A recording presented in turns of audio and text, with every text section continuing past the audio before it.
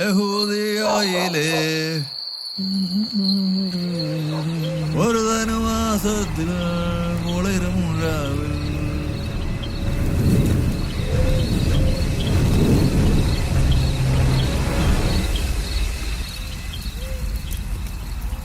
ആരാ അവിടെ? ആരാന്നാ ചോദിച്ചത്? എനിക്ക് പ്രസവിക്കാനൊരിടം വേണം. ദൈവമേ, എന്താ ചെയ്യ? വാ നോക്കാം.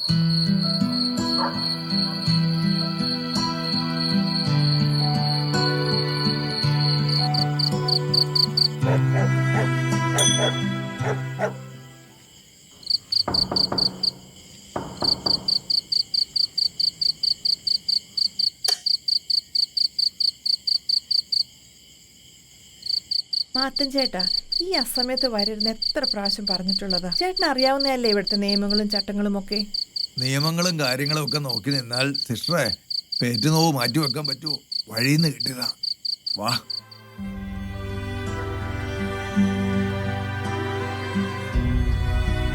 മാത്തൻ ചേട്ടാ, പെട്ടെന്ന് ഒരു ഓട്ടോ വിളിച്ചോണ്ട് വാ. സിസ്റ്ററെ, ഞാനിപ്പോ വിളിച്ചു.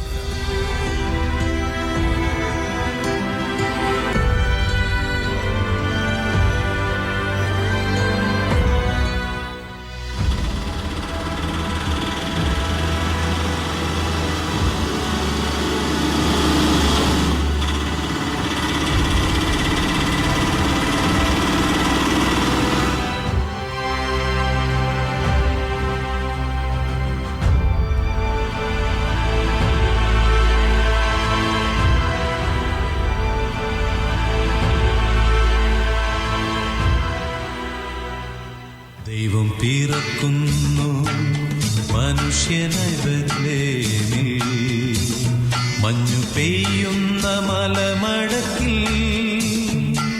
ഹല്ലേലൂയ ഹല്ലേലൂയ, മണ്ണിലും വിണ്ണിലും മന്ദഹാസം പെയ്യും മധുര മനോഹര ഗാനം.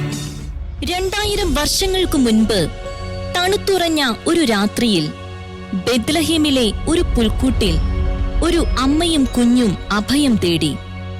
അന്ന് മറിയത്തിനും ദൈവകുമാരനും വഴിയോരത്തെ ആ തൊഴുത്തല്ലാതെ മറ്റൊരിടവും ഉണ്ടായിരുന്നില്ല. ആ രാത്രിയിൽ ലോകത്തിനു മുൻപിൽ സ്നേഹത്തിന്റെയും കരുതലിന്റെയും പുതിയൊരു സംസ്കാരം ആരംഭിച്ചു. ഭൂമിയിൽ പിറന്നു വീഴുന്ന ഓരോ കുഞ്ഞും ദൈവത്തിന്റെ ജീവനാണ്. ആ ജീവനെ നശിപ്പിച്ചു കളയാൻ ഒരാൾക്കും അധികാരവും അവകാശവും ഇല്ല. ഒരു പക്ഷേ ദൈവഹിതമല്ലാത്ത പ്രവൃത്തികളാൽ സൃഷ്ടിക്കപ്പെട്ട മനുഷ്യജന്മങ്ങളായിരിക്കാം. എങ്കിലും ജീവന്റെ സംസ്കാരത്തെ എന്നും മുറുകെ പിടിക്കുന്ന, എന്തു വില കൊടുത്തും ജീവൻ സംരക്ഷിക്കാൻ പ്രതിജ്ഞാബദ്ധമായ കത്തോലിക്ക സഭ ഇന്നും അവരുടെ ശുശ്രൂഷകൾ ലോകമെങ്ങും തുടർന്നുകൊണ്ടേയിരിക്കുന്നു. ഉറ്റവരും ഉടയവരും ഉപേക്ഷിച്ചു കളയുന്ന, ആർക്കും വേണ്ടാത്ത ജീവിതങ്ങളെ ചേർത്തു പിടിച്ച് ഇനിയും മുൻപോട്ട് ജീവിക്കാൻ വേണ്ടതെല്ലാം ചെയ്തു കൊടുക്കുന്ന കാഞ്ഞിരപ്പള്ളി രൂപതയിലെ വണ്ടൻ പതാലിൽ 1998 ആരംഭിച്ച ബെത്ലഹേം ആശ്രമം ഇതുവരെ 1500-ലധികം ജീവിതങ്ങൾക്ക് അഭയവും പ്രതീക്ഷയുമായി മാറി. തോമസ് വയലിൽ എന്ന അൽമായ സഹോദരൻ വാടക കെട്ടിടത്തിൽ ആരംഭിച്ച ഈ ശുശ്രൂഷ പിന്നീട് രൂപത ഏറ്റെടുക്കുകയും ബഹുമാനപ്പെട്ട SH സിസ്റ്റേഴ്സിനെ ഏൽപ്പിക്കുകയുമായിരുന്നു. അന്നു മുതൽ ഇന്നുവരെ ബഹുമാനപ്പെട്ട റോയി വടക്കേലച്ചൻ ഡയറക്ടറായി സേവനം അനുഷ്ഠിക്കുകയും നല്ലവരായ ഇടവകക്കാരുടെയും ഒപ്പം പുറത്തുനിന്നുള്ളവരുടെ നിർലോഭമായ സഹകരണങ്ങളാലും പ്രാർത്ഥനയാലും മുൻപോട്ടു പോവുകയും ചെയ്യുന്നു.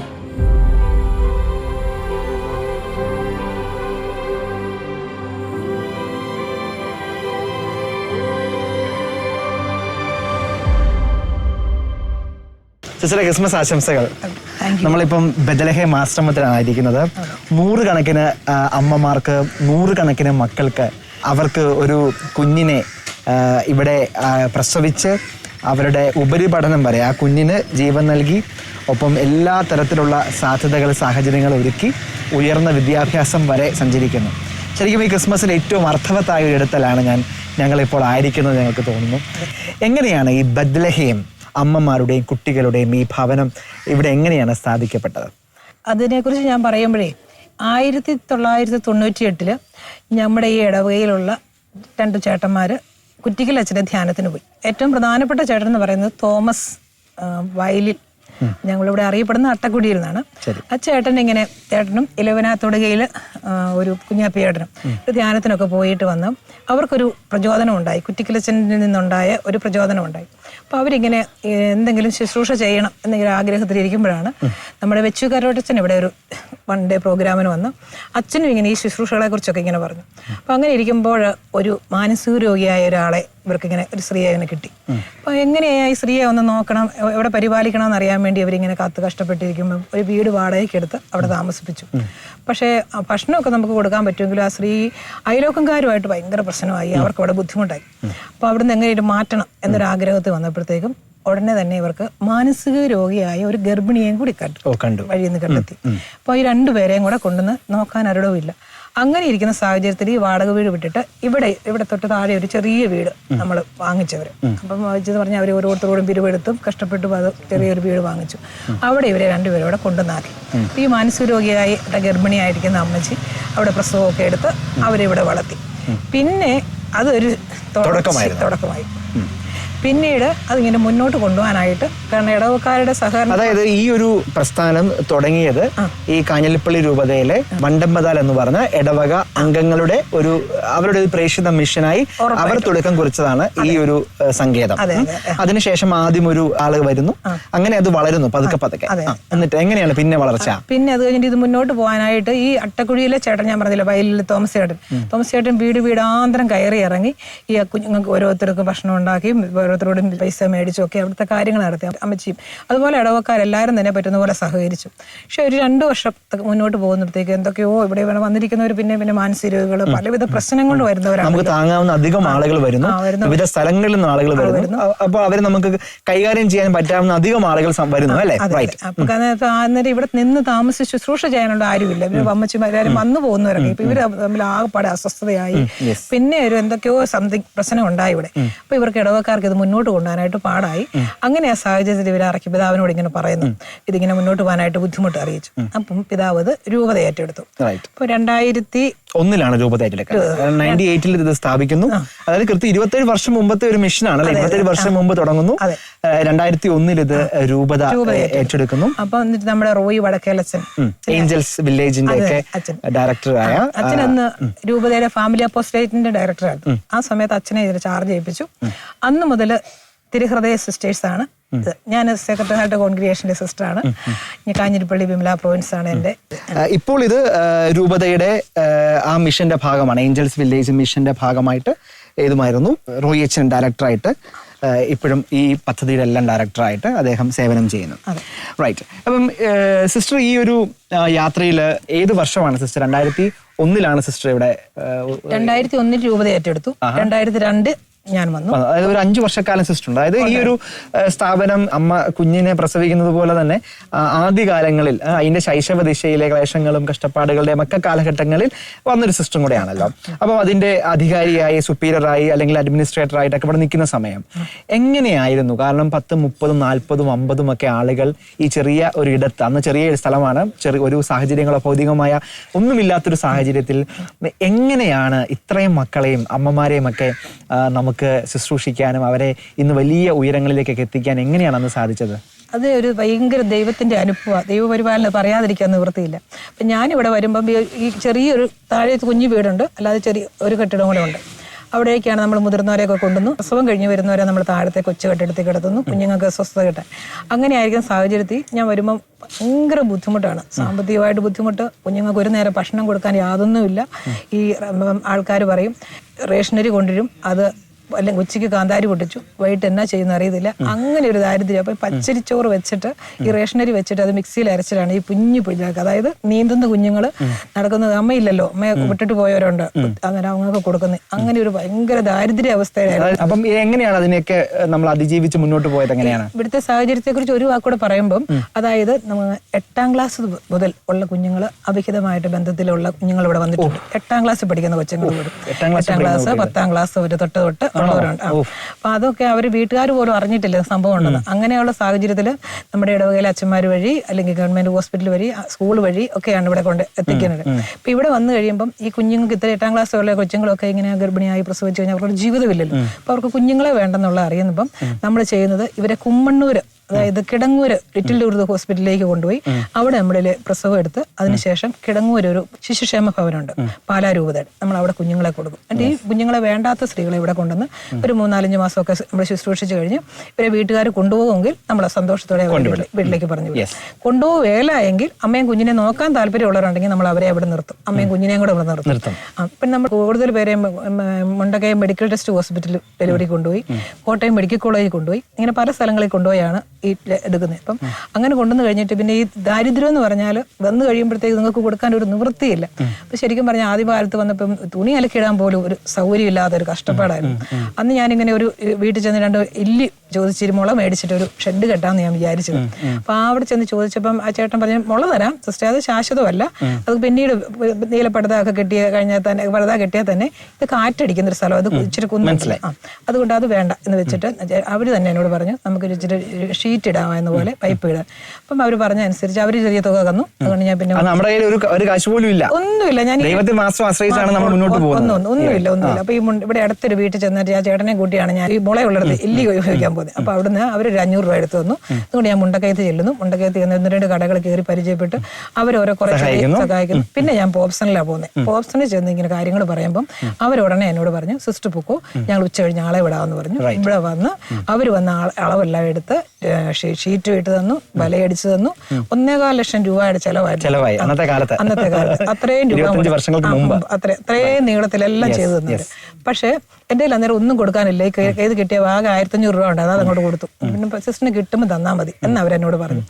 പിന്നെ ആകെപ്പാടെ എനിക്ക് 20,000 രൂപ എങ്ങാണ്ടേ കൊടുക്കാൻ പറ്റിയിട്ടുള്ളൂ. ബാക്കിയെല്ലാം അടുത്ത മാർച്ച് മാസമായപ്പം കണക്ക് ക്ലോസ് ചെയ്യുന്ന സമയത്ത് അവർ പറഞ്ഞു ഞങ്ങളുടെ ദശാംശമായിട്ട് തീരും. അതായത് ഈ നമുക്ക് മുമ്പിൽ ഒരു വലിയ സ്വപ്നമുണ്ട്, അത് ദൈവത്തിൽ ബെത്ലഹേം എന്നുള്ള ഒരു പേരിൽ തന്നെ അതിനകത്തുണ്ടല്ലോ. നമുക്ക് ഇവർക്ക് വേണ്ട എല്ലാ സൗകര്യങ്ങളും ഒരുക്കാനുള്ള ആഗ്രഹം മാത്രമേ നമ്മുടെ കയ്യിലുള്ളൂ. അതിനുമപ്പുറത്ത് നമുക്ക് ഉണ്ടായിരുന്നത് എന്താണ്? ദൈവത്തിലുള്ള ഒരു അചഞ്ചലമായ വിശ്വാസം, അല്ലെ? ബെത്ലഹേം എന്നുള്ള വാക്കിന്റെ അർത്ഥം തന്നെ അപ്പത്തിന്റെ ഭവനം എന്ന് തന്നെയാണല്ലോ അത് അറിയപ്പെടുക. അപ്പം എങ്ങനെയാണ് സിസ്റ്ററിന് ഈ സാഹചര്യങ്ങളെയൊക്കെ അതിജീവിക്കാനുള്ള ശക്തി പരിശുദ്ധ കുർബാനയിൽ നിന്നാണോ ഉണ്ടായത്? ഞാൻ ഇവിടെ വന്ന് ഇപ്പം ഈ ദാരിദ്ര്യം ഒന്നാമത്, പിന്നെ ഇത്രയും കുഞ്ഞുങ്ങള് ഭക്ഷണം കൊടുക്കാനില്ല, അതുപോലെ തന്നെ വൃത്തിയായിട്ട് കൊണ്ടുപോകാൻ പറ്റുന്നില്ല സാഹചര്യം. അപ്പൊ ഞാൻ തിരിച്ചു പോകാൻ തന്നെ തീരുമാനിച്ചായിരുന്നു. അങ്ങനെ ഒരു സാഹചര്യത്തിൽ ഞാൻ ഞങ്ങളുടെ കോൺവെന്റ് ധ്യാനമാണ് ഞങ്ങളുടെ പോൺഷൂസിൽ. ആ ധ്യാന സമയത്ത് എനിക്കിങ്ങനെ തോന്നി പോയിൻഷാളോട് പറയണമെന്ന്. പക്ഷേ ഈശോ എനിക്ക് വെളിപ്പെടുത്തി തന്ന് ഇവിടെ പരിശുദ്ധ കുർബാന വെക്കണം. ബെത്ലഹേം എന്ന് പറഞ്ഞാൽ അപ്പത്തിന്റെ ഭവനമാണ്. അതിങ്ങനെ ഞാൻ ആരാധന ധ്യാന സമയത്ത് എനിക്ക് വെളിപ്പെടുത്തി കിട്ടുകയാണ്. അപ്പം അതിനെക്കുറിച്ച് ഞാൻ ഇങ്ങനെ തമ്പുരാന് മുമ്പിൽ പ്രാർത്ഥിച്ചപ്പം ഇവിടെ ഒരു മുറിയിൽ തന്നെ പരിശുദ്ധ കുർബാന വെക്കുന്നത് കൃത്യം കാണിച്ചു. അതിനുശേഷം ഞാൻ പോൺഷലിമോടി ഒന്ന് വിവരം പറഞ്ഞപ്പോൾ അമ്മ പറഞ്ഞു പിതാവിന്റെ ഞാൻ പിതാവിന്റെ അടുത്ത് പോയി. പിതാവ് പറഞ്ഞു എന്നോട് പറഞ്ഞു ഒരു വാക്കുണ്ട്, വിശുദ്ധ കുർബാന അവഹേളിക്കപ്പെടരുത്. നിർബന്ധമായിട്ട് എന്നെ കൊണ്ട് 3 പ്രാവശ്യം ആവർത്തിച്ച് പറയിപ്പിച്ചിട്ട് പിതാവ് അനുമതി വളരെ വേഗം അനുമതി. അപ്പം ഈ ഒരു സമയത്ത് വിശുദ്ധ കുർബാന ഇവിടെ വന്നതിന് ശേഷം ദൈവത്തിൽ നമ്മൾ ഒരു വലിയൊരു കൂട്ടായ്മ, ഇവിടെ പ്രാർത്ഥിക്കുന്ന ഒരു കൂട്ടായ്മയായി ഈ ഭവനം, ഇത് കർത്താവിന്റെ യഥാർത്ഥ ഒരു പ്രാർത്ഥനാലയമായി മാറുന്നു. അങ്ങനെ എല്ലാ ദിവസവും നമ്മുടെ പ്രതിസന്ധികൾ നമ്മളിങ്ങനെ ദൈവം ഓരോ മനുഷ്യരും ഇടപെട്ട്, അല്ലെ? സാമ്പത്തികമായ ഞെരുക്കങ്ങളൊക്കെ ഒത്തിരി ഉണ്ടായിട്ടുണ്ടാവുമല്ലോ ഈ യാത്രക്കിടയിലൊക്കെ. അവിടെയൊക്കെ നമ്മളെ കൈപിടിച്ചുയർത്തിയത് വിശുദ്ധ കുർബാനയാണ്, ഈശോയുടെ ആ ഒരു നമ്മളോടുള്ള കരുതലാണ്, അല്ലെ? അങ്ങനെ തന്നെയല്ലേ? അതെ. 4 മണിയാകുമ്പോൾ ഞങ്ങൾ എഴുന്നേറ്റ്, ഞാനും വേറെ സിസ്റ്റർ ഇപ്പം മരിച്ചുപോയി, ചെറുഷ്പാമ എന്ന് പറയും, ഞങ്ങൾ എഴുന്നേറ്റ് സക്രാര് തുറന്ന് വെച്ച് ആരാധിക്കും. 6 മണിയാകുമ്പോൾ ഞങ്ങൾ ക്ലോസ് ചെയ്യും. കാരണം പിള്ളേർ എഴുന്നേൽക്കുന്നതിന് മുമ്പ് പരിശുദ്ധ കുർബാന അവഹേളിക്കപ്പെടരുത്. അതുകൊണ്ട് ഞങ്ങൾ അത് അടച്ചിട്ട് ഞങ്ങൾ പള്ളി കുർബാനയ്ക്ക് പോകും. ഈശോയുടെ ഒരു പൂ ചോദിച്ചെങ്കിൽ ഈശോ ഒരു പൂന്തോട്ടം തന്നിട്ടുണ്ട്. പിന്നെ എന്റെ കുഞ്ഞുങ്ങൾക്ക് വിശപ്പെന്ന് പറയുന്നത് അനുഭവിക്കേണ്ടി വന്നിട്ടില്ല എല്ലായിടത്തുനിന്നും. ചോറും പൊതിയായിട്ടും കണ്ണിമല ഇടവകയിൽ നിന്നാണെങ്കിൽ ഒരു പാവപ്പെട്ട ഒരു പയ്യൻ നല്ല മനസ്സോടുകൂടി ചോറും പൊതി കൊണ്ടുവരാൻ തുടങ്ങി, മടുക്കേന്ന് കൊണ്ടുവരാൻ തുടങ്ങി, കോരിത്തോട്ടിൽ നിന്ന് കൊണ്ടുവരാൻ തുടങ്ങി. എല്ലാം ഒന്നിനൊന്നിനൊന്നിനും ഒരു കുറവുമില്ലാതെ തമ്പുരാൻ പരിപാലിച്ചു. ദിവികാരനെ ഇവിടെ വെച്ച് പ്രാർത്ഥിക്കാൻ തുടങ്ങിയപ്പോൾ തൊട്ട് പിന്നെ ആളുകൾ വന്ന് പ്രാർത്ഥിക്കാൻ തുടങ്ങി. വലിയൊരു അനുഭവമായിരുന്നു അത്. റൈറ്റ്. അപ്പോൾ സിസ്റ്റർ, ഈ ഒരു ആലയം ഇത് കാഞ്ഞിരപ്പള്ളി രൂപതയുടെ ഒരു പ്രസ്ഥാനമാണ് ഇന്ന്. കാഞ്ഞിരപ്പള്ളി രൂപതയ്ക്ക് ഇത് മാത്രമല്ല, ഇതുപോലെ സമാനമായ ധാരാളം ഇനിഷ്യേറ്റീവ്സ് ഉണ്ട്. അതിനെല്ലാം നേതൃത്വം വഹിക്കുന്നത് റോയി അച്ഛനാണ്. അപ്പം ശരിക്കും റോയി അച്ഛൻ്റെ ഈ ഒരു ഇൻവോൾവ്മെന്റ് അല്ലെങ്കിൽ ഈ ഒരു കൂട്ടായ്മയിൽ അച്ഛൻ്റെ യാത്രകളൊക്കെ തീർച്ചയായും അത് വലിയൊരു പ്രചോദനം നൽകുന്നതാണ് അല്ലേ? കാരണം എത്ര ലാളിത്യത്തോടെ മറ്റൊന്നും നോക്കാതെ ഈ ആയിരക്കണക്കിന് അല്ലെ, 1000 പോലെ 10,000 മക്കളെ ജീവിതത്തിലേക്ക് ചേർത്ത് പിടിക്കുന്ന ഒരു ഒത്തിരി ആളുകളുടെ അപ്പനാണ് അല്ലെ? എങ്ങനെയാണ് ആ കാര്യങ്ങളെ അച്ഛൻ സിസ്റ്റർ ഓർത്തെടുക്കുക?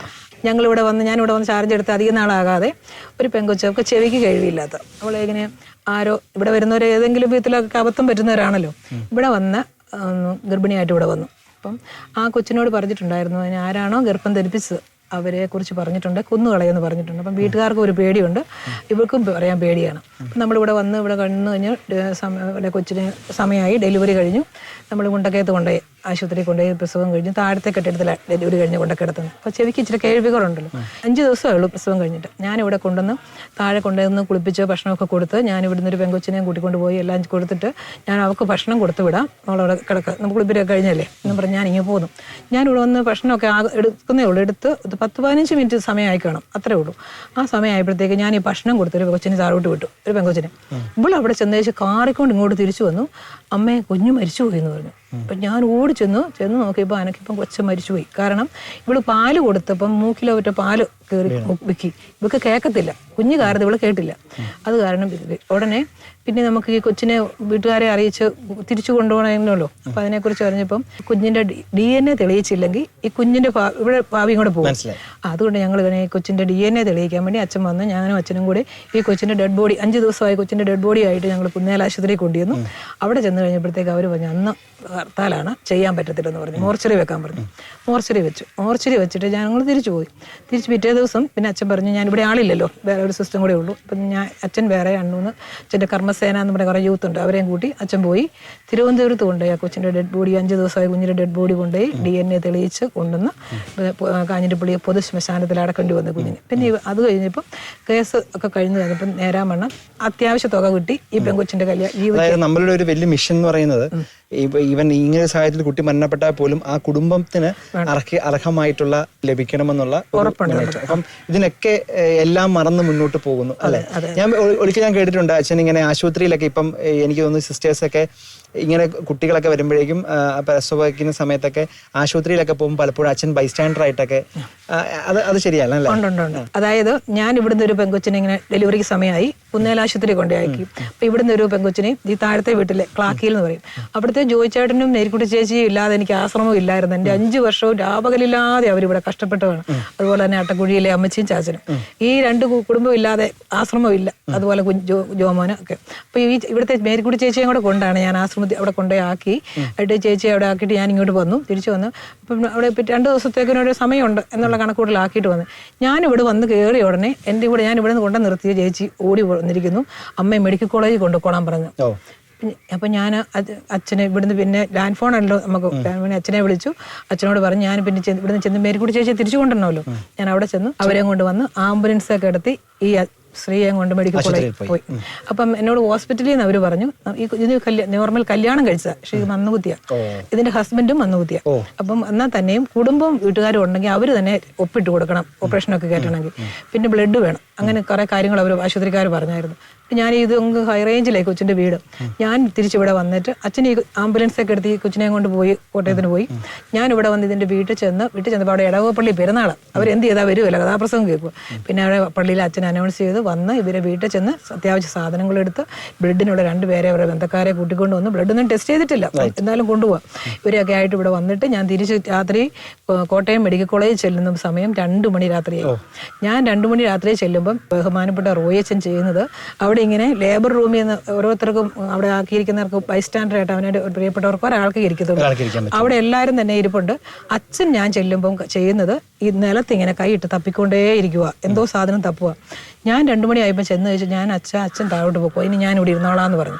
അപ്പോൾ അച്ഛൻ എന്നോട് പറഞ്ഞു, എന്നാ പിടിക്കുന്നു പറഞ്ഞ് എൻ്റെ കയ്യിലേക്ക് തന്നു. ഞാൻ നോക്കുമ്പം ഈ കൊച്ചിന്റെ കമ്മൽ ഊരി കൊടുത്തതാണ്.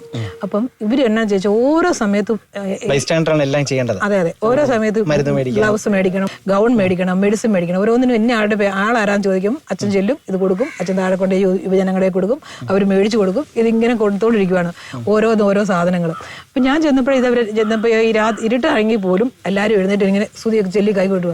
അച്ഛനെ ഈ എടുത്തിരുന്ന് തപ്പുക. അപ്പം അച്ഛൻ ഇടയിലേക്ക് തന്നു കഴിഞ്ഞപ്പോൾ ഞാൻ പറഞ്ഞു, അച്ഛൻ താഴേക്ക് പൊക്കോ എന്ന് പറഞ്ഞു. ആ സമയത്ത് ഞാൻ ചെന്ന് കഴിഞ്ഞ് ഉടനെ അവരെ വിളിച്ചു, എന്നെ അവിടെ ആളാരാന്ന് ചോദിച്ചു. ഞാൻ ചെന്നു, സിസ്റ്റർ ആരാന്ന് ചോദിച്ചു. ഞാൻ പറഞ്ഞു, ഞങ്ങളുടെ സ്ഥാപനത്തിലെ ആളാണത്. അപ്പോൾ ഇത്ര നേരം ഇവിടെ ഇരുന്ന് ആരാന്ന് ചോദിച്ചു. ഞാൻ പറഞ്ഞു, ഞങ്ങളുടെ ഡയറക്ടേഴ്സിനാണ്.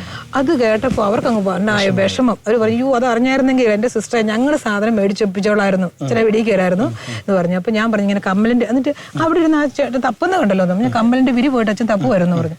ഉടനെ അവർ വേഗം ലൈറ്റിട്ട്, മറ്റേ 0 ബൾബിലാണ് ഇവരെല്ലാവരും ഇരിക്കുന്നത്, രാത്രിയല്ലേ, വേഗം ലൈറ്റിട്ട് ചൂലെടുത്ത് അടിച്ചു വാരി എനിക്ക് വേഗം കമ്മലിൻ്റെ വിരി തന്നു. അവർക്കങ്ങ് അതായത് ഒരു ഡയറക്ടർ എന്ന നിലയിലൊന്നും നിൽക്കാതെ അവരുടെ ഒരു സഹോദരനായി ആ കാര്യങ്ങളെല്ലാം അഡ്രസ് ചെയ്തുകൊണ്ട് അങ്ങനെ ഒത്തിരി ആയിരക്കണക്കിന് സാക്ഷ്യങ്ങൾ നമുക്ക് ഇങ്ങനെ ചേർത്ത് പറയട്ടെ. ഇത്രയും നേരം അച്ഛൻ നിൽക്കുമല്ലേ, അപ്പൊ അച്ഛനോട് ഞാൻ പറഞ്ഞു, എന്റെ ദൈവം അച്ഛൻ അന്ന് പിന്നെ അച്ഛൻ ഇവരാരെങ്കിലും മാറി നിൽക്കുമായിരുന്നെങ്കിൽ. അച്ഛൻ പറഞ്ഞ ഒരു വാക്ക് എന്നോട്, ഇവരെല്ലാം കല്യാണം കഴിക്കാത്ത യുവജനങ്ങളാണ്, ഇവരിൽ ഒരാൾ ഇവിടെ ഇരിക്കുന്ന ആരെങ്കിലും കണ്ടെങ്കിൽ ഇവരുടെ ഭാവി തീർന്നു. എന്നെ സംബന്ധിച്ച് അങ്ങനെയൊന്നും ഇല്ല. പിന്നെ ലോകയല്ല ഇട്ടിരിക്കുന്നത്. അപ്പൊ ഞാൻ ഇത്ര തമാശയിൽ പറഞ്ഞു, ലോകയായിരുന്നെങ്കിൽ ഇവർ സമ്മതിക്കാം. അപ്പൊ പറഞ്ഞു, എന്നാ പിന്നെ തീർന്നായിരുന്നു പറഞ്ഞു. അത്രമാത്രം അച്ഛൻ കഷ്ടപ്പെടാനായിട്ട് അങ്ങനെ ഒത്തിരി ആളുകളുടെ കഷ്ടപ്പാടിന്റെയും സഹനത്തിന്റെയും സമർപ്പണത്തിന്റെയും പ്രാർത്ഥനയുടെയും ഒക്കെ അതിന്റെ എല്ലാം ഫലമാണ് ഇന്ന് 100 മനുഷ്യരുടെ ലൈഫിനെ ടച്ച് ചെയ്തിട്ടുള്ള ഈ ബദലഹേം. 500ഓളം അടുത്ത് ആൾക്കാർ ഇവിടെ വന്നിട്ടുണ്ട്. Thank you. ഈ ആശ്രമത്തിന് തുടങ്ങാൻ കാരണക്കാരനായ തോമസിയാന്റെ മകനാണ് ഞാൻ. ഞങ്ങൾക്ക് തീർത്തും ദാരിദ്ര്യത്തിൽ നിൽക്കുമ്പോഴാണ് ഞങ്ങൾ ഈ അച്ചായൻ ഈ ധ്യാനം കൂടി പോയിട്ട് ഈ ആശ്രമം തുടങ്ങാനായിട്ട് വരുന്നത്. അച്ചായനും അമ്മയും കൂടെയാണ് ഇതിനെ പൂർണ്ണമായിട്ടും സഹകരിച്ച് നിന്നത്. അച്ചായനും അമ്മയും രാവിലെ പള്ളിയിൽ പോയി കഴിഞ്ഞ് കഴിഞ്ഞാൽ ഇവിടെ വന്ന് പൂർണ്ണമായിട്ടും കൂടുമായിരുന്നു. സാമ്പത്തികമായിട്ട് ഞങ്ങൾക്ക് ശരിക്കും ബുദ്ധിമുട്ടുള്ള നേരത്തായിരുന്നു അച്ചായൻ ഇത് തുടങ്ങിയത്. പിന്നെ എല്ലാവരും കൂടെ ഒറ്റപ്പെടുത്തി കഴിഞ്ഞപ്പോൾ അച്ചായനെ സഹായിക്കാനായിട്ട് ഞങ്ങൾ കൂടെ കൂടി ഈ ആശ്രമത്തിലെ എല്ലാ കാര്യങ്ങൾക്കും പങ്കെടുക്കുമായിരുന്നു. അച്ചായന് ധ്യാനം കൂടി കഴിഞ്ഞാണ് അച്ചായന് കുറ്റിക്കലച്ഛൻ്റെ ഒരിക്കൽ ഒക്കെ പോയി ഇതെല്ലാം കണ്ടു കഴിഞ്ഞാണ് അച്ചായൻ ഇത് ആശ്രമത്തിനെ പറ്റി ചിന്തിക്കുന്നത്. അച്ചായന് ഈ ഈശ്വരവിശ്വാസം കൂടുതലായിരുന്നു. രാവിലെ പ്രാർത്ഥനയുണ്ടായിരുന്നു, വൈകിട്ട് 7 മണിക്ക് സന്ധ്യാപ്രാർത്ഥന മുടങ്ങാതെ കൂടണമായിരുന്നു. മക്കൾക്ക് ഒക്കെ ഭയങ്കര സ്ട്രിക്റ്റ് ആയിരുന്നു. ഞങ്ങളും പങ്കെടുക്കുമായിരുന്നു, ഞങ്ങൾ പൂർണ്ണമായിട്ടും പങ്കെടുക്കുമായിരുന്നു, നിർബന്ധമായിരുന്നു. ഇപ്പോഴും ഇതിന്റെ ഭാഗമായിട്ട് തന്നെയാണ് ചെയ്യുന്നത്. അപ്പോൾ സിസ്റ്റർ, നമുക്ക് ഈ കുഞ്ഞുങ്ങളെ വളർത്തുന്നതിനെ കുറിച്ചാണല്ലോ ഏറ്റവും വലിയൊരു ശുശ്രൂഷയാണത്. നമുക്കപ്പോൾ ഒരു കുഞ്ഞിനെ തന്നെ നമുക്കറിയാം, ഒരു കുഞ്ഞ് പ്രസവിച്ച് കഴിഞ്ഞിട്ടുള്ള ആദ്യ മാസങ്ങൾ അല്ലെങ്കിൽ ആദ്യ വർഷങ്ങൾ എന്നൊക്കെ പറഞ്ഞാൽ വളരെ പ്രധാന മാതാപിതാക്കളെ സംബന്ധിച്ചുള്ള ഭയങ്കര ടെൻഷനിലൂടെയും ഒക്കെ സ്ട്രഗിലൂടെയൊക്കെ പോകുന്ന ഒരു സാഹചര്യമാണല്ലോ. അപ്പൊ ഇവിടെ സിസ്റ്റർ പറയുകയുണ്ടായി 10, 20 അല്ലെ 30 പേരൊക്കെ കുഞ്ഞുങ്ങളൊക്കെ ഇതിലെ ഇങ്ങനെ നീന്തി നടക്കുന്ന കാര്യമൊക്കെ പറയുന്നു. അപ്പൊ ഇത്രയും മക്കളെ ഇങ്ങനെ ഈ ഒരു ആലയത്തിൽ അവരെ വളർത്തിയെടുക്കുക എന്ന് പറഞ്ഞാൽ അത് എനിക്ക് തോന്നുന്നത് കേൾക്കുമ്പോൾ തന്നെ നമുക്ക് അതിശയകരമായി അല്ലെ, ദൈവപരിപാലനം കൊണ്ട് മാത്രം സാധ്യമാകുക. അങ്ങനെയുള്ളപ്പോൾ ശരിക്കും നിങ്ങളുടെയൊക്കെ ലൈഫും അല്ലെ, സിസ്റ്റർമാരുടെ ലൈഫ് എല്ലാ അർത്ഥത്തിലും മിഷൻ പ്രവർത്തനമാണ്, അത് വലിയ ശുശ്രൂഷയാണ്. പക്ഷെ ഇതിലൊരു വലിയൊരു പ്രത്യേകതയുണ്ട്. കാരണം ഈ അമ്മമാരായി ഒരു അമ്മയായി മാറുകയാണ് അല്ലെ, ഒരു അമ്മയായി സിസ്റ്റർ ഒരു അമ്മയായി മാറുകയാണ്. ഇവർക്കുള്ള അമ്മയാണ്, അമ്മമാർ ഉപേക്ഷിച്ച് പോയവരൊക്കെയാണ് നമ്മുടെ അമ്മമാരെ, ഇവരെല്ലാം ഒരു അമ്മയായി ചേർത്ത് പിടിക്കുകയാണല്ലോ. അപ്പം അങ്ങനെയുള്ളപ്പോൾ എനിക്ക് തോന്നുന്നു നിങ്ങൾക്കൊന്നും ഉറക്കം പോലും ഇല്ലാത്ത രാത്രികളായിരുന്നിരിക്കും അല്ലെ ആ കാലഘട്ടങ്ങളിൽ ഉണ്ടായിരുന്നത്. എങ്ങനെയാണ് അത്തരം ഒരു സാഹചര്യങ്ങളെയൊക്കെ, അതൊക്കെ ദൈവത്തിൽ ആശ്രയിച്ചുകൊണ്ടാണ് അതിനെയൊക്കെ മുന്നോട്ട് കൊണ്ടുപോകുക എന്ന് എനിക്ക് നിസ്സംശയം പറയാൻ പറ്റും. എങ്ങനെയായിരുന്നു ആ സമയത്തെ നമ്മളുടെ ഒരു ദൈനംദിന ജീവിതം എങ്ങനെയായിരുന്നു മുന്നോട്ട് പോകുന്നത്? ഞാൻ ഈ മുണ്ടക്കയത്ത് MMT ഹോസ്പിറ്റലിന്റെ ലേബർ റൂമിന്റെ വാതിക്കലും അതുപോലെ കിടങ്ങൂർ ലിറ്റിൽ ഉറുദു ഹോസ്പിറ്റലിന്റെ വാതിക്കലൊക്കെ എന്റെ കൊച്ചിനെ ലേബർ റൂമിൽ കയറ്റി കഴിഞ്ഞാൽ പിന്നെ പുറത്ത് നിൽക്കേണ്ട ഞാൻ മാത്രമേ ഉള്ളൂ. അപ്പൊ ഞാനും എന്റെ പരിശുദ്ധ അമ്മയുമാണ് അവിടെ കൂട്ടിൽ എനിക്കുള്ളൂ. അവിടെ നിൽക്കുന്ന സമയത്ത് രാത്രി നമുക്ക് കിടക്കാൻ പറ്റത്തില്ലല്ലോ, എപ്പോഴാ വെളി വരുന്നത് നമുക്കറിയത്തില്ല. നമ്മളിങ്ങനെ കാത്ത് കാത്ത് പ്രാർത്ഥിച്ചിരിക്കുവാണ്, ഒരു കുഞ്ഞിന് ഓപ്പറേഷൻ ഒന്നും വരല്ലേ, അല്ലെങ്കിൽ കുഴപ്പമൊന്നും വരില്ല എന്ന് ഓർത്തു. അങ്ങനെ നമ്മൾ കാത്തിരുന്ന് അത് കഴിഞ്ഞ് ഇവിടെ വന്നു കഴിയുമ്പോഴും തൊട്ടി കിടക്കുന്ന 7-8 ആശുപത്രിയുടെ ഒക്കെ വാതിക്കല് കാത്തിരിക്കാൻ ഞാൻ മാത്രമേ ഉള്ളൂ. ബന്ധുക്കളും ഒക്കെ സ്വീകരിക്കേണ്ട കുട്ടിയെ അതിന് പകരം ഒരു കന്യാസ്ത്രീ, ഒരു സിസ്റ്റർ ആ കുട്ടിയെ സ്വീകരിച്ചതിന് ശേഷം അവരിവിടേക്ക് കൊണ്ടുവരുന്നു. പലരും അടക്കം പറയുന്നത് കേട്ടിട്ടുണ്ട്, എന്റെ സിസ്റ്റർ ഇവിടെ നിൽക്കുന്ന സിസ്റ്റർ ആരെങ്കിലും ഉണ്ടോ? നമുക്ക് അവിടെ ഉണ്ട്, ഇന്ന അവിടെ ആളാന്ന് ചോദിച്ചു പ്രസവിച്ച് കഴിയുമ്പോൾ ഡോക്ടർ നേഴ്സുമാർ എന്റെ കയ്യിലോട്ട് പോയിരുന്നു. ആദ്യം കാണുന്ന സിസ്റ്ററാണ് കുഞ്ഞിനെ. തീർച്ചയായിട്ടും മേടിക്കുന്നത് മുത്തം കൊടുക്കുന്നു, ഞാനാ ചേർത്ത് പഠിക്കുന്നത്. അത് കഴിഞ്ഞിട്ടാണ് നമ്മൾ കൊണ്ടുവന്നത്. അപ്പൊ ഇന്ന ആളുടെ ആളും ചോദിക്കാൻ എന്റെ ഈ കയ്യിൽ ഏകദേശം ഒരു 10-12 കുഞ്ഞുങ്ങളെ ഞാൻ റൂമിൽ നിന്ന് മേടിച്ചിട്ടുണ്ട്. അപ്പം ആ നാളുകളൊക്കെ നമ്മൾ ഹോസ്പിറ്റലിൽ കാത്തിരിക്കുമല്ലോ. പക്ഷെ ഇങ്ങനെയുള്ള സാഹചര്യത്തിൽ ഉണ്ടായ കുഞ്ഞുങ്ങളായതുകൊണ്ട് ഇവർക്ക് അവരോട് ഭയങ്കര ഇറിറ്റേഷനാണ്. കാരണം അവരുടെ ജീവിതം കളഞ്ഞല്ലോ എന്ന് പറയും. അപ്പം രാവും പകലും നമ്മുടെ ശ്രദ്ധയോടെ ഉണ്ടാകണം. ചിലപ്പോൾ തൊട്ടിന്ന് താഴെ വീണാൽ പോലും ഇവര് നോക്കണമെന്നില്ല. കാരണം ഒന്നാമത് കൊച്ചു പിള്ളേരെ ഞാൻ പറഞ്ഞില്ല 8ാം ക്ലാസ് തൊട്ട് പഠിക്കുന്ന പിള്ളേരൊക്കെയാണ്. അപ്പൊ അവർക്ക് അവരുടെ ഉറക്കമാണ് കുഞ്ഞാണ് പ്രശ്നം. അപ്പൊ ആ സാഹചര്യത്തിൽ നമുക്ക് ഉറങ്ങാനേ പറ്റിയിട്ടില്ല. കട്ടിൽ കണ്ടിട്ടില്ലാത്ത എത്രയോ ദിവസങ്ങൾ എന്റെ ജീവിതത്തിലുണ്ട്. ഭക്ഷണം കഴിക്കാത്ത എത്രയോ, കാരണം നമുക്ക് ഈ നേരത്തെ ഭക്ഷണം കഴിച്ചുകൊണ്ടിരിക്കാൻ സമയമില്ല, നമ്മുടെ കുഞ്ഞുങ്ങളുടെ പുറകെ ഓടാനും സമയം. അങ്ങനെ ഒത്തിരി കാര്യങ്ങളുണ്ട്. അതൊക്കെ തമ്പുരാൻ നമ്മളെ പരിപാലിച്ചു. എന്റെ പരിശുദ്ധ അമ്മ കൂടെ നിന്നുകൊണ്ട് എനിക്കതൊക്കെ പറ്റിയെന്ന് ഞാൻ ഉറപ്പായിട്ട് വിശ്വസിക്കും. ഇപ്പൊ നമുക്ക് ഈ ഒരു ശുശ്രൂഷയിൽ എത്രത്തോളം സിസ്റ്റേഴ്സ് ഇപ്പം നിലവിൽ ഇവിടെ ഉണ്ട്? ഇപ്പൊ ഇവിടെ 2 പേരാ ഉള്ളത്. ഞങ്ങൾ എല്ലാ പ്രാവശ്യം തന്നെ 2-3 പേര് വീതം ഉള്ളത്. ഞാൻ കഴിഞ്ഞ് പിന്നെ എല്ലാ പ്രാവശ്യവും 2-3 സിസ്റ്റേഴ്സ് വീതം ഇവിടെ ഉണ്ട്, എപ്പോഴും തന്നെ ഉണ്ട്. അപ്പൊ എന്റെ കൂടെ ഉണ്ടായിരുന്ന സിസ്റ്റേഴ്സും വളരെ കാര്യമായിട്ട് നിന്നുകൊണ്ടാണ് നമുക്കൊരു എല്ലാം ചെയ്യാനായിട്ട് പറ്റിയത്. നമ്മുടെ കൂടെയുള്ള സിസ്റ്റർ മരിയ ജെയിംസ് ആണ്. സിസ്റ്ററാണ് ഇപ്പോൾ ബെത്ലഹേമിന്റെ ഈ കാര്യങ്ങളെല്ലാം ഏകോപിപ്പിക്കുന്നത്. ഇപ്പോഴത്തെ ബെത്ലഹേമിന്റെ യാത്ര എങ്ങനെയാണ് കാര്യങ്ങൾ? കുട്ടികളൊക്കെ അവർ വളരെ സന്തോഷത്തോടെ നിൽക്കുന്നത് ഞങ്ങൾ കാണുന്നു. എന്താണ് സിസ്റ്ററിന് പറയാനുള്ളത്? അവരിവിടെ വളരെ ഫ്രീ ആയിട്ടൊക്കെയാണ് കഴിയുന്നത്. പഠിക്കാനായിട്ടുള്ള പ്രേരണ ഞങ്ങൾ കൊടുക്കുന്നുണ്ട്. പിന്നെ പഠിച്ചൊരു നിലയിൽ എത്തണമെന്നൊക്കെ അവർ പറയുന്നുണ്ട്. ഔദ്യോഗികമായിട്ടുള്ള സ്കൂളുകളിൽ ഇവർ വിദ്യാഭ്യാസം നേടുന്നു അല്ലെ? ചുറ്റുവട്ടത്തൊക്കെയുള്ള സ്കൂളുകളിൽ ഇവർ പോകുന്നു. സെന്റ് ആനീസ് മുണ്ടക്കയവും പിന്നെ ചോരത്തോട് സ്കൂളിലും ഒക്കെ ആയിട്ടാണ് പഠിക്കുന്നത്. പിന്നെ 4 കുട്ടികൾ നേഴ്സിംഗ് ട്രെയിനിങ് നടക്കുന്നുണ്ട്. ഡയാലിസിസ് കോഴ്സും പങ്കെടുക്കുന്നുണ്ട് 2 പേര്. അങ്ങനെയാണ്. നഴ്സിംഗ് ഒക്കെ പഠിക്കുന്ന കുട്ടികൾ കേരളത്തിൽ തന്നെയാണോ? ഇവിടെ തന്നെ മുണ്ടക്കയം MMD-യിലാണ് പഠിക്കുന്നത്. ഞാൻ വന്നതിന് ശേഷം വിഭാഗതയായി പോയൊരു പെൺകുട്ടിയുണ്ട്. അവള് MCOM വരെ പഠിച്ചതാണ്. ഇപ്പൊ അമേരിക്കൻ ഒരു കമ്പനിയിൽ ജോലി ചെയ്യുക, അമേരിക്കയുടെ കമ്പനിയില്. പിന്നെ ജോലിക്ക് പോയവരൊക്കെ വരുന്നുണ്ട്, ഇടയ്ക്ക് വിളിക്കുകയൊക്കെ ചെയ്യും. കുടുംബമായിട്ട് ഈ ആലയത്തോട് ചേർന്ന് നിൽക്കുന്നു. ഈ ആലയത്തിന്റെ പ്രവർത്തനങ്ങളിലും ക്രിസ്മസിനൊക്കെ വരുമായിരിക്കും. ഓണം, ക്രിസ്മസ് ഇതിനൊക്കെ അവർ എല്ലാവരും കൂടെ ഈ ഭവനത്തിൽ ഒന്നിച്ചു കൂടുന്നേ. അപ്പൊ നല്ല സന്തോഷമായിട്ട് എല്ലാവരും കൂടെ അടിച്ചു പൊളിച്ച് ഒരു ഉത്സവമായിട്ട് കൂടും കഴിയും. അങ്ങനെ ഗബ്രിയേലിന്റെ ദർശന സാവല്യമായി സർവലോകർക്കും നന്മയേകും കാരുണ്യമായി ബെത്ലഹേമിന്റെ മാറിലൊരാരോമല്ലുണ്ണി പിറന്നല്ലോ. വിണ്ണിൽ താരകൾ പുഞ്ചിരി തൂകി, മണ്ണിൽ ഗ്ലോറിയ താരകൾ പാടി. അവൻ പള്ളിക്കച്ചയണിഞ്ഞിട്ട് കണ്ണും ചിമ്മി തുറന്നിട്ട് കുഞ്ഞിക്കാലിട്ടടിക്കുകയായി. എൻ്റെ പേര് ബിനി. ഞാൻ എൻ്റെ ചെറിയ പ്രായം മുതൽ ഇവിടെയാണ് വളർന്നതും പഠിച്ചതും. ഇവിടെ നിന്നാണ് എന്നെ കല്യാണം കഴിച്ച് അയപ്പിച്ചതുമെല്ലാം. ഇതെൻ്റെ മോൻ്റെ പേര് സാവിയോ. ഈ വീടിനെ കുറിച്ച് ഓർക്കുമ്പോൾ എനിക്ക് ഏറ്റവും സന്തോഷം, നമ്മൾ എല്ലാവർക്കും എല്ലാവരെയും സ്നേഹിക്കാൻ സാധിക്കും. പക്ഷേ നാം ആയിരിക്കുന്ന അവസ്ഥയിൽ നമ്മളെ സ്നേഹിക്കുക എന്നത് ഏറ്റവും പ്രധാനമുള്ളൊരു കാര്യമായിട്ടാണ് ഞാൻ മനസ്സിലാക്കിയിരിക്കുന്നത്. ആ സ്നേഹം വേണ്ടുവോളം ഈ സ്ഥാപനത്തിൽ നിന്ന് എനിക്ക് കിട്ടിയിട്ടുണ്ട്, ഇപ്പോഴും എനിക്ക് കിട്ടുന്നുമുണ്ട്. നമ്മൾ ഈ കുട്ടികളെ ഇങ്ങനെ ബിൽഡ് ചെയ്ത് വരുന്നു. നമുക്ക് സാമ്പത്തികമായ ഒത്തിരി ആവശ്യങ്ങളുണ്ടാവും അല്ലേ? വലിയ ഭാരിച്ചമായ ആശുപത്രി ചെലവുകൾ, കുട്ടികളുടെ ഭക്ഷണം, അവരുടെ താമസം. ഞാൻ മനസ്സിലാക്കുന്നത് നിങ്ങൾ +2 കഴിഞ്ഞ് പുറത്ത് പഠിക്കാൻ പോകാൻ വേണ്ടിയുള്ള ഫീസ് പോലും ഇവിടുന്ന് കൊടുക്കുന്ന സാഹചര്യമല്ലേ? അപ്പൊ ഇതിലൊന്നും എന്ത് ചോദിച്ചാലും നമുക്ക് ദൈവം അതിന് മനുഷ്യരെ തരുന്നു അല്ലേ? അപ്പൊ എങ്ങനെയാണ് ഈ ബണ്ടംപതാലിലുള്ള ആളുകൾ, ഇടവക ആളുകൾ, വിശ്വാസികൾ, അല്ലെങ്കിൽ എനിക്കൊന്ന് പൊതുസ്ഥലത്തും ഞാൻ മനസ്സിലാക്കിയതോളം ഇവിടുത്തെ വ്യാപാരികൾ, ഈ മുണ്ടക്കയത്തൊക്കെ ഉള്ള ധാരാളം ആളുകൾ, അങ്ങനെ ഒത്തിരി നല്ല മനുഷ്യരുടെ ഒരു സഹകരണമാണ് അല്ലെ മുന്നോട്ട് നയിക്കുന്നത്. എങ്ങനെയാണ് അതിനെ ഓർത്തെടുക്കുക? എനിക്കൊരു കൊച്ചിന് വലിയൊരു ഓപ്പറേഷൻ വേണ്ടി വന്നു. അത് മാതാ അമൃതാനന്ദമയിലായിരുന്നു. 1.25 ലക്ഷം രൂപ ചെലവായി. അപ്പൊ എന്റെ ഒന്നുമില്ല, 1000 രൂപ പോലും കരുതെടുക്കാനില്ല. ആകെപ്പാടെ എന്റെ ഒരു ചെറിയ തുക മാത്രമേ ഉള്ളൂ. പക്ഷെ ഞാൻ ആ ഓപ്പറേഷൻ തിയേറ്ററിന്റെ പുറത്തിരുന്ന് തമ്പുരാനോട് പ്രാർത്ഥിച്ചു. അവിടെ വന്ന് മുണ്ടക്കയത്ത് വ്യാപാരി വ്യവസായി ഏകോപന സമിതിയുടെ അന്നത്തെ അതിന്റെ പ്രസിഡന്റ് ആയിരിക്കുന്നത് ടൗൺ ബേക്കറിയിലെ മനോജ് എല്ലാവരോടും വിളിച്ചു ചോദിച്ച് 80,000 രൂപയുടെ ചെക്ക് എഴുതി തന്നെ. അതുപോലെ മുണ്ടക്കയത്ത് ഒരു ഡോക്ടർ മനോജ് ഉണ്ട്. ഡോക്ടർ ഇവിടെ വന്ന് കുഞ്ഞുങ്ങളെ നോക്കി ഒത്തിരി. ഇപ്പൊ നമ്മൾ 2024 നിൽക്കുന്ന 25-ലേക്ക് നമ്മൾ 27 വർഷം പിന്നിടുമ്പോൾ സിസ്റ്റർ എന്താണ് തോന്നിയിട്ടുള്ളത്? അന്ന് നമുക്ക് ധാരാളം ആളുകൾ ഇവിടെ വരുന്നുണ്ടായിരുന്നു. ഇപ്പോൾ ഇന്ന് ഈ ഒരു ഘട്ടത്തിൽ നമ്മുടെ വരുന്ന ആളുകളുടെ എണ്ണമൊക്കെ കുറയുകയാണ്. ഒത്തിരി വേദന തോന്നിയിട്ടുണ്ട്. കാരണം ഡെലിവറി ഇല്ലാത്തതുകൊണ്ടല്ല ഞാൻ പറഞ്ഞത്, കാരണം ആൾക്കാർ ഇതുപോലെ സംഭവിക്കുന്നൊക്കെ ഉണ്ട്. നമ്മൾ ചെയ്യുന്ന ശുശ്രൂഷ തമ്പുരാന് മുമ്പ് ചെയ്യുമ്പോൾ അതിന് വിലയുണ്ട്. നമുക്കറിയാം അത്രയും കുഞ്ഞുങ്ങൾക്ക് ജന്മം എഴുതാൻ പറ്റി, എത്രയോ കുഞ്ഞുങ്ങൾ വിദേശത്ത് പോയി, എത്രയോ കുഞ്ഞുങ്ങൾ നന്നായിട്ട് ജീവിക്കുന്നു. നമ്മൾ ഒത്തിരി പേരെ നല്ല ജീവിതത്തിലേക്ക് വിട്ടു. അപ്പൊ ഈ മക്കള് അബോർഷൻ ചെയ്യുന്നു, ജീവന് ഒരു വിലയും കൊടുക്കാത്തൊരു സാഹചര്യം, ഇതൊക്കെ സിസ്റ്ററിനെ അല്ലെങ്കിൽ നമ്മളെയൊക്കെ ഒത്തിരി വേദനിപ്പിച്ചുകൊണ്ടിരിക്കുകയാണ്. അവിടെയാണ് ഈ ബെത്ലഹേമിന് കൂടുതൽ പ്രസക്തി ഉണ്ടാകുന്നത് അല്ലേ? ജീവന്റെ കാവൽക്കാരാകേണ്ടവരാണ് നമ്മൾ. ഈ ക്രിസ്മസ് നൽകുന്ന ഏറ്റവും സുന്ദരമായ സന്ദേശവും അത് ജീവന് വേണ്ടി നിലപാടെടുക്കാനുള്ള വലിയ ഒരു ആഹ്വാനമാണ് ഈ ക്രിസ്മസ് നൽകുന്നത്. പ്രത്യേകിച്ച് ഈ ബെത്ലഹേമിന്റെ വാതിലുകൾ എല്ലാ അമ്മമാർക്കു വേണ്ടിയും ഈ അമ്മമാർ തിരുഹൃദയ സന്യാസി സമൂഹം കാഞ്ഞിരപ്പള്ളി രൂപതയുടെ വണ്ടൻ പതാലിലെ ഈ ബെത്ലഹേം തുറന്നിട്ടിരിക്കുകയാണ്. അവർക്ക് ജീവൻ നൽകാൻ, അവരെ ചേർത്ത് പിടിക്കാൻ, സമൂഹത്തിന്റെ മുഖ്യധാരയിലേക്ക് കൊണ്ടുവരുവാൻ. തീർച്ചയായിട്ടും ഇത്തരം പ്രേക്ഷിത പ്രവർത്തനങ്ങളിലൂടെയാണ് കത്തോലിക്ക സഭ ഇന്നും ജീവിക്കുന്നത്. ആയിരക്കണക്കിന്, ലക്ഷക്കണക്കിന്, കോടിക്കണക്കിന് മനുഷ്യരുടെ ജീവിതത്തിൽ യഥാർത്ഥത്തിൽ സുവിശേഷം പ്രസംഗിച്ചും ചാരിറ്റി ചെയ്തും തന്നെയാണ് കത്തോലിക്ക സഭ പ്രകാശഗോപുരമായി ഈ ഭൂമിയിൽ എന്നും ഉണ്ടാവുന്നത്. ഷെക്കന ടെലിവിഷന്റെ പ്രിയ പ്രേക്ഷകർക്ക് ക്രിസ്തുമസ് ആശംസകൾ.